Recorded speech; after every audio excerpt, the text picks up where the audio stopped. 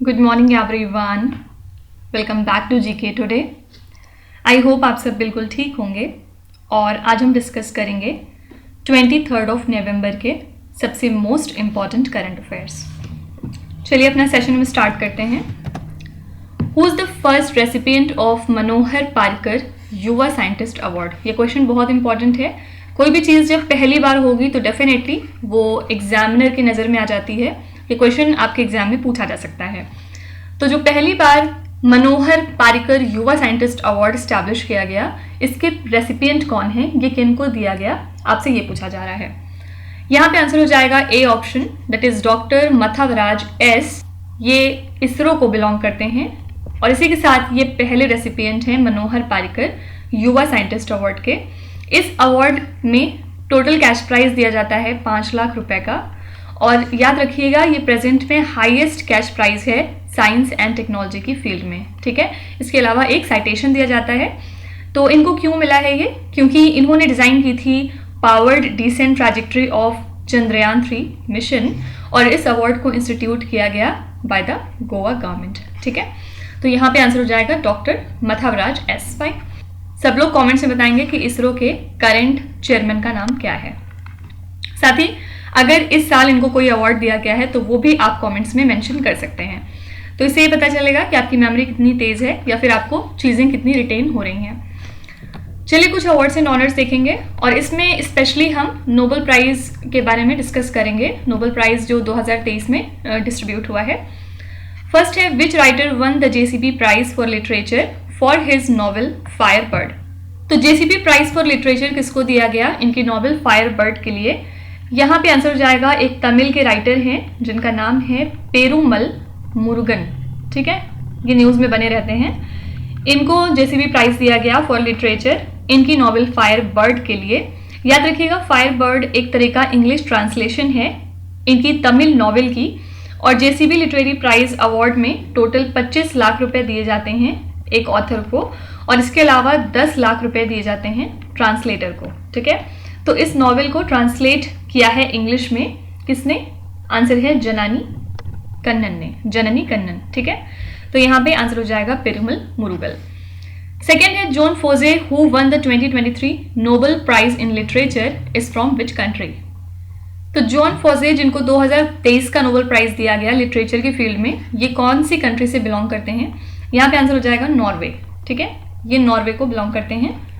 Next है Narges Mohammadi who won the 2023 Nobel prize for peace is from which country?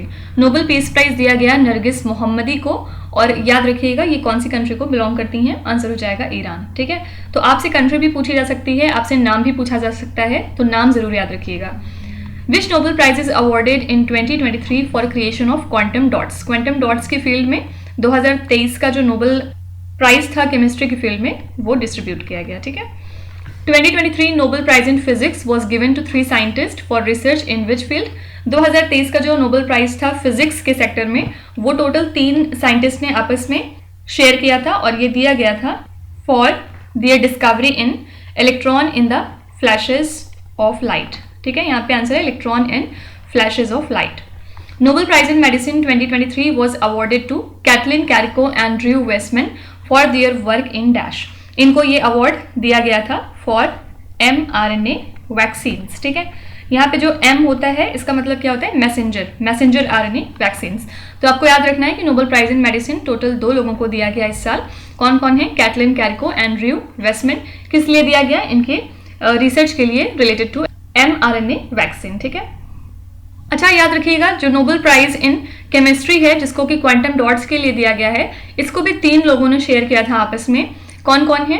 First है मोंगी बेवेंडी, second है Louis Bruce and third है एलेक्जेई इकिमोव। ठीक है, तो इनका नाम आप थोड़ा सा जाके गूगल पे पढ़ सकते हैं और ठीक से इनको याद भी कर सकते हैं क्योंकि एग्जाम में डेफिनेटली आ सकता है।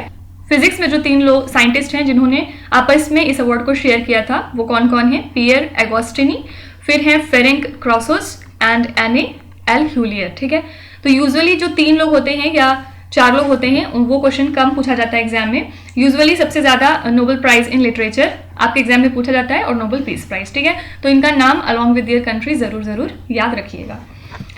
सेकेंड क्वेश्चन पे चलेंगे। Which country hosted the voice of the global south summit recently? कौन सी कंट्री है जिसने voice of the global south summit को हाल फिलहाल होस्ट किया है? यहाँ पे आंसर हो जाएगा option number A, that is India. India ने होस्ट किया second voice of the global south summit को इन द वर्चुअल फॉर्मेट। जो फर्स्ट समिट थी वो हुई थी जनवरी मंथ में 12 एंड 13 ऑफ जनवरी को 2023 में। ठीक है, जो टर्म है ग्लोबल साउथ का, इसको पहली बार यूज किया था कार्ल ओग्लेस्की ने, जो कि एक लेफ्टिस्ट अमेरिकन ऑथर हैं, एक पॉलिटिकल एक्टिविस्ट थे 1969 में, और उसके बाद ये जो टर्म है ये फ्रिक्वेंटली यूज होने लगा। ठीक है, तो voice of the global south summit, इसका ये सेकेंड एडिशन था जिसको होस्ट किया है हमारी कंट्री इंडिया ने। चलिए कुछ इंटरनेशनल करंट अफेयर्स देखेंगे। फर्स्ट है Sheynnis Palacios who was crowned Miss Universe for the year 2023 is from which country? ये क्वेश्चन अपने आप में बहुत इंपॉर्टेंट है, क्योंकि जो भी क्वेश्चन रिलेटेड होते हैं मिस यूनिवर्स, मिस इंडिया वगैरह से, ये आपके एग्जाम में पूछा जाता है। और याद रखिएगा ये बिलोंग करती हैं निकारागुआ कंट्री से, और हाल ही में ये क्राउन हुई हैं as Miss Universe for the year 2023। इसी के साथ ये निकारागुआ की पहली जीत थी किसी भी इंटरनेशनल ब्यूटी कॉम्पिटिशन में। ठीक है, तो जो 72nd एडिशन था मिस यूनिवर्स का, ये हुआ है एल सैल्वाडोर में।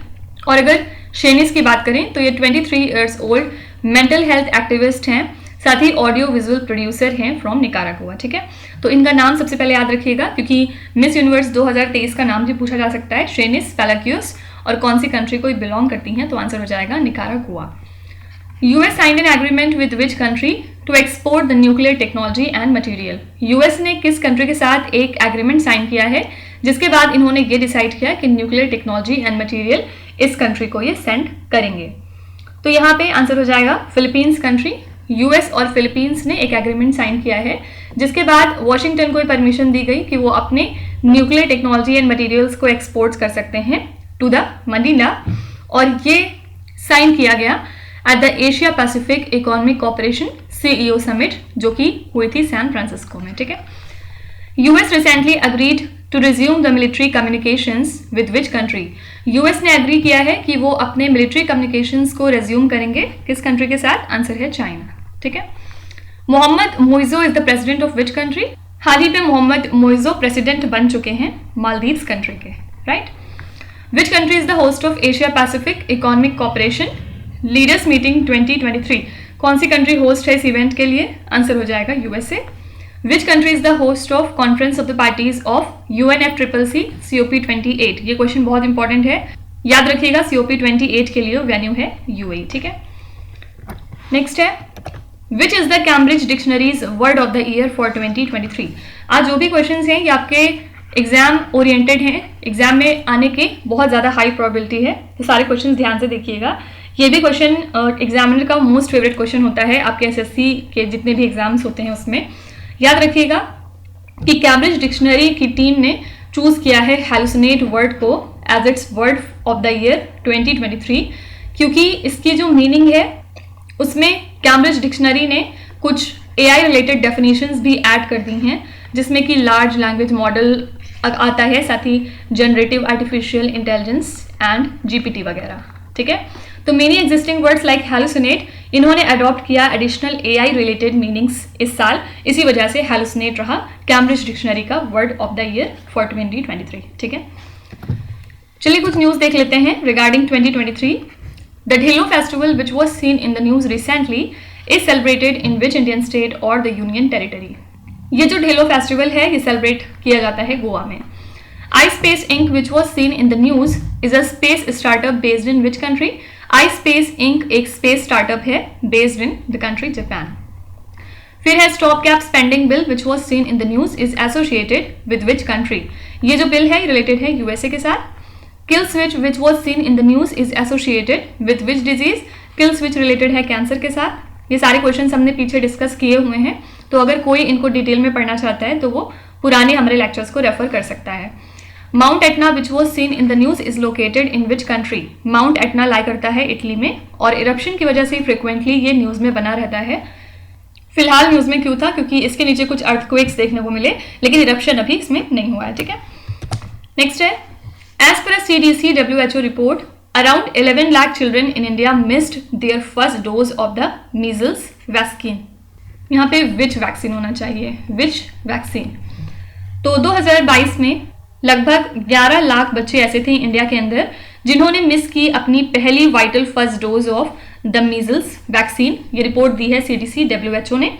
और India is among the 37 countries जहां पे हमें लार्ज या फिर डिस्ट्रप्टिव आउटब्रेक्स देखने को मिले, जिसके बाद 40,967 मीजल के केसेस हमें दिखे हैं 2022 में इस रिपोर्ट के मुताबिक. इसी के साथ इंडिया टॉप 10 कंट्रीज में आ चुका है जहां पे सबसे ज्यादा बच्चे ऐसे हैं जिन्हें फर्स्ट शॉट या फिर first dose of measles vaccine नहीं मिल पाया. ठीक है, तो ये रिपोर्ट WHO की है, इसीलिए ये इंपॉर्टेंट है, याद रखिएगा.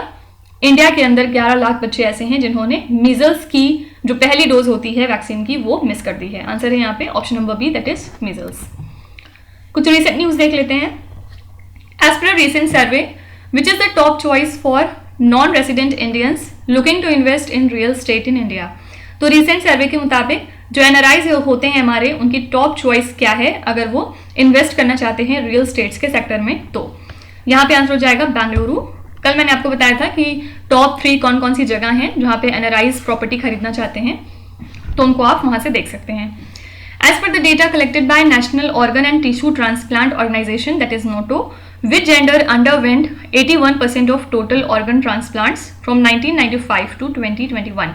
इस टाइम पीरियड के बीच में जो मेन हैं उनके अंदर हमें देखने को मिला 81% ऑफ टोटल ऑर्गन ट्रांसप्लांट. इसी के साथ हम कह सकते हैं कि हमें यहाँ पे एक बहुत ज़्यादा जेंडर डिस्पैरिटी देखने को मिली है क्योंकि वुमेन का जो रेशियो था वो बहुत ही कम था. As per the AQI data, means air quality index data, which was the most polluted city in the world with an air quality index of 287. तो 287 AQI रहा न्यू दिल्ली का. इसी के साथ ये मोस्ट पॉल्यूटेड सिटी रही पूरी दुनिया की. As per the Reserve Bank of India guideline, what is the maximum value of goods and services traded through payment aggregator. Payment aggregator की हेल्प से आप मैक्सिमम जो है जो गुड एंड सर्विसेज हैं उनका ट्रेड कर सकते हैं. उनकी लागत 25 लाख रुपए होनी चाहिए, इससे ज्यादा का ट्रेड आप नहीं कर सकते. As per the recent report, which tech company is associated with the large language model known as Olympus. Olympus किससे रिलेटेड है? आंसर है अमेजॉन. ठीक है, नेक्स्ट है ExoMars trace gas orbiter mission is associated with which space agency. ये जो mission है ये किस स्पेस एजेंसी के साथ रिलेटेड है आपको ये बताना है. यहाँ पे आंसर हो जाएगा यूरोपियन स्पेस एजेंसी. और साइंटिस्ट ने डिटेक्ट किया कुछ soft green glow in the night sky of Mars planet जो कि ह्यूमन आईज से भी देखा जा सकता था. और यूरोपियन स्पेस एजेंसी के ExoMars trace gas orbiter mission ने भी स्पॉट किया इस मार्शियन नाइट को जो कि फिल थी with the light in the optical spectrum.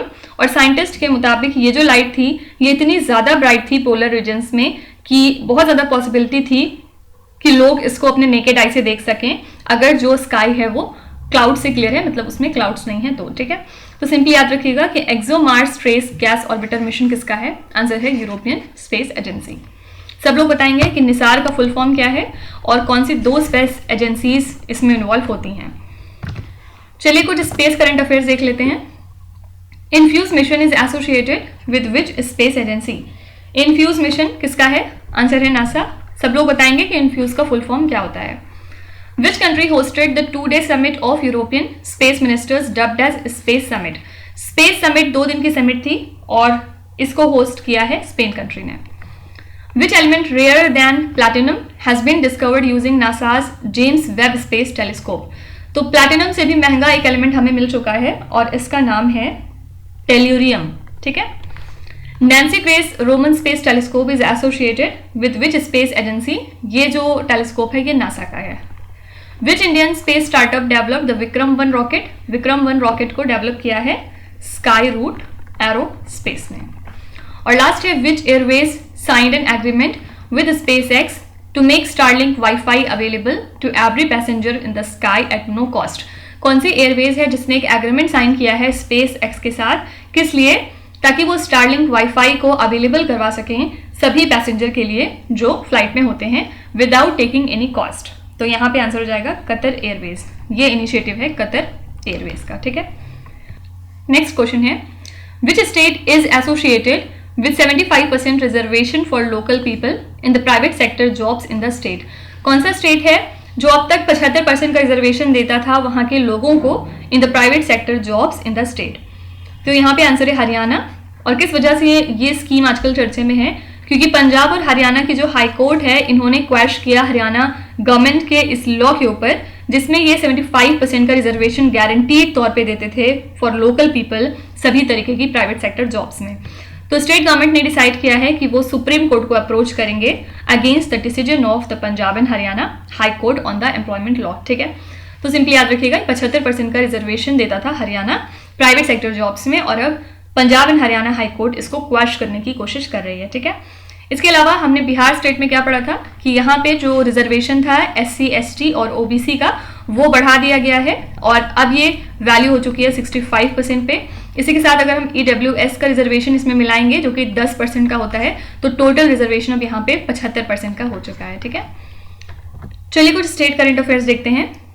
First question बहुत इंपॉर्टेंट है। Which state or the union territory received GI tag for C buckthorn? कौन सा स्टेट है जिसको GI टैग दिया गया है C बकथॉर्न के लिए? ये एक यूनियन टेरिटरी है, आंसर हो जाएगा लद्दाख।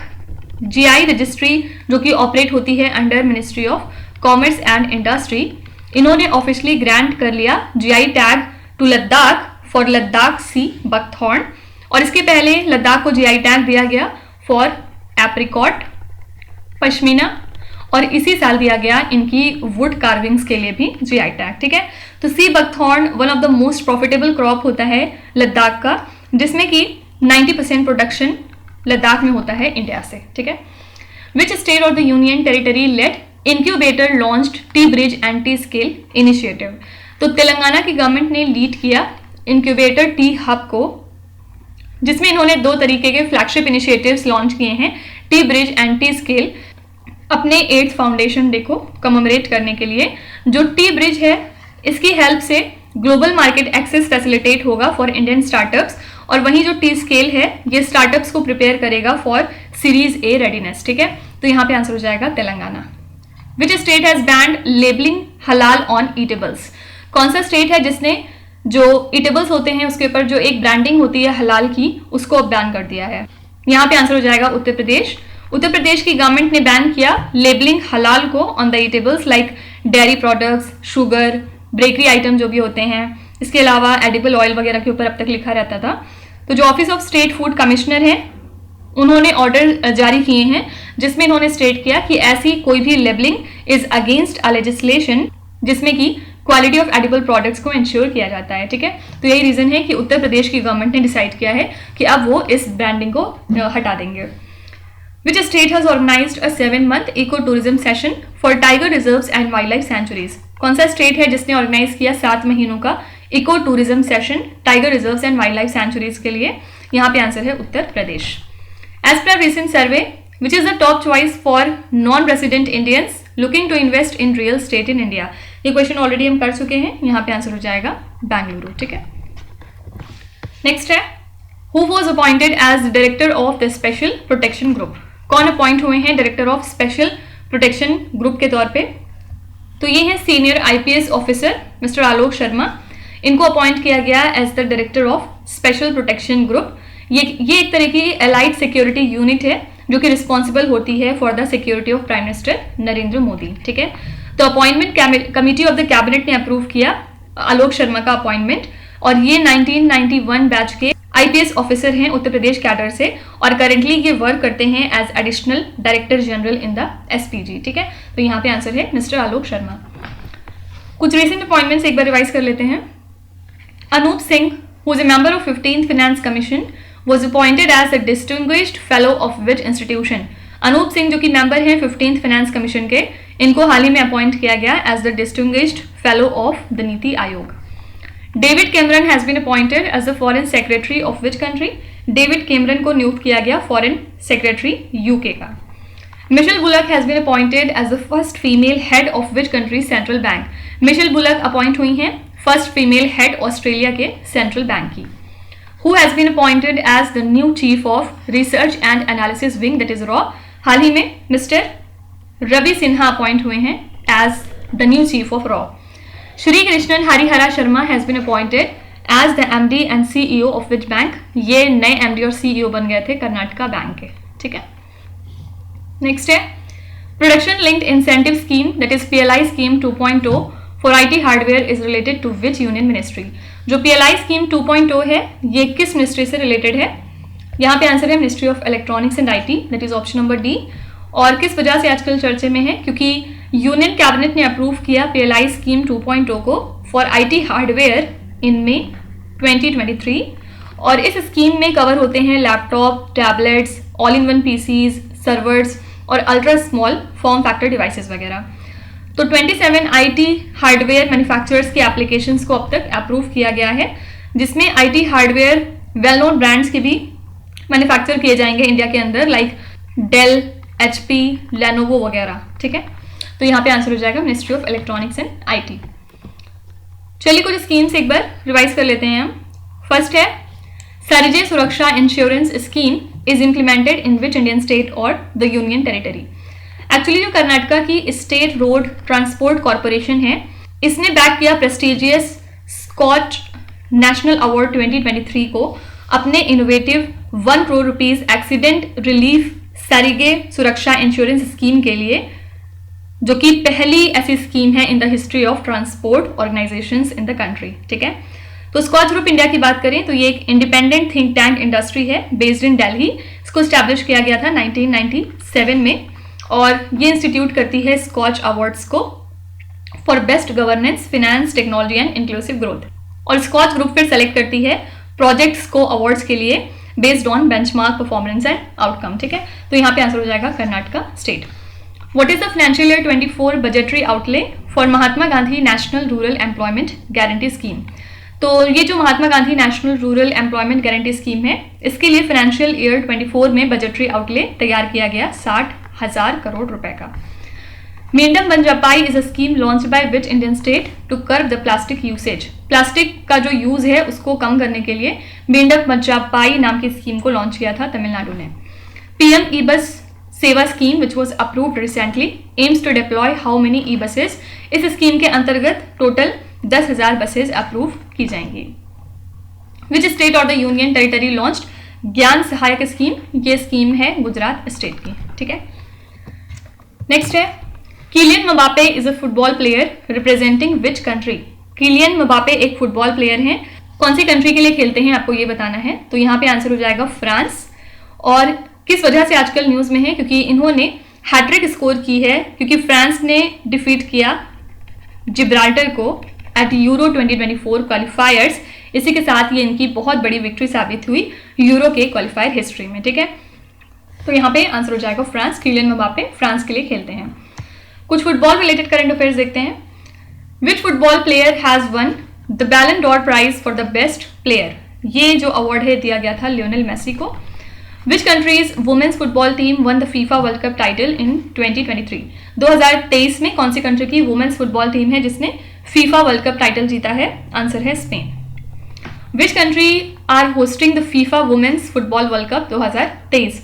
ये होस्ट किया था 2 कंट्रीज ने, कौन कौन सी? ऑस्ट्रेलिया और New Zealand. Which countries football team clinched the intercontinental cup in 2023? ये कप जीता था हमारी कंट्री इंडिया ने। Which country is the host of 2027 के एशियन कप फुटबॉल? ये होस्ट करेगी सऊदी अरेबिया, ठीक है। लास्ट क्वेश्चन पे आएंगे। Which organization is associated with commission on social connection 2024 to 2026? कौन सा ऑर्गेनाइजेशन रिलेटेड है कमीशन ऑन सोशल कनेक्शन के साथ? आंसर है वर्ल्ड हेल्थ ऑर्गेनाइजेशन। और इस कमीशन का एम क्या है?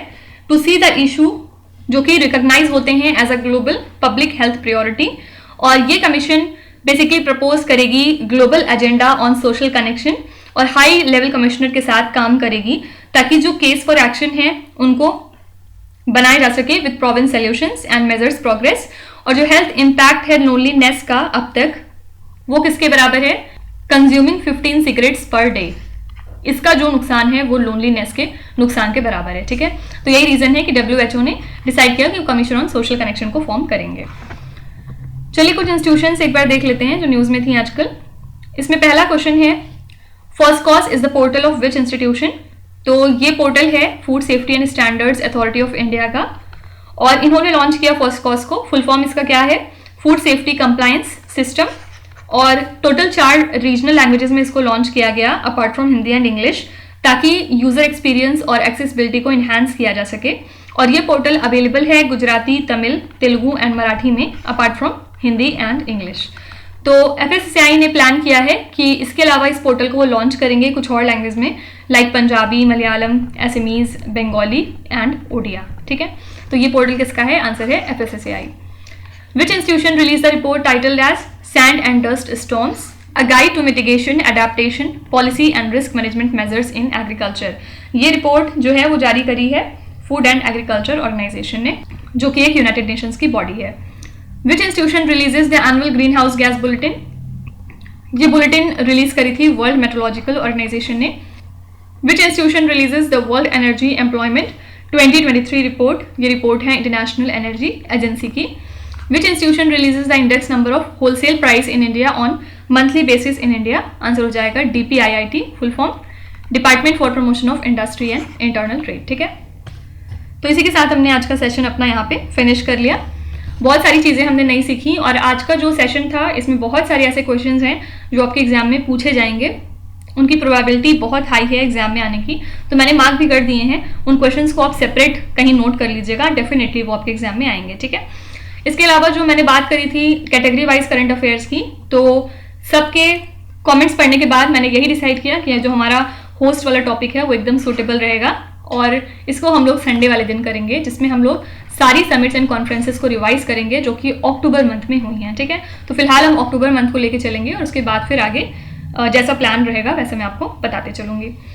चलिए अब आपके क्विज पे चलेंगे, जहाँ पे स्क्रीन पे आपको 5 क्वेश्चंस दिखाई दे रहे होंगे। ये क्वेश्चंस ऑलरेडी हम पीछे कहीं ना कहीं डिस्कस कर चुके हैं, तो यहाँ पे आप वीडियो को पॉज करिए, हर क्वेश्चन को ध्यान से पढ़िए। इसमें से आपको जितने भी आते हैं आप उनका जवाब कॉमेंट्स में मेंशन कर सकते हैं, और जो नहीं आते उसके लिए टेंशन लेने की ज़रूरत नहीं है। बस हमारे साथ आपको कंसिस्टेंट और परसिस्टेंट रहना है, और डेफिनेटली फिर आपका स्कोर इंप्रूव करेगा, और आप इसका रिजल्ट अपने मॉक टेस्ट या फिर एग्जाम में ज़रूर देखेंगे। So that's it for today. I hope you have like the session. आज का सेशन आपको कैसा लगा आप ज़रूर बताइएगा कॉमेंट्स में। साथ ही साथ आपका कोई भी रिव्यू है, फीडबैक है या फिर सजेशन है तो वो भी आप हमें बता सकते हैं।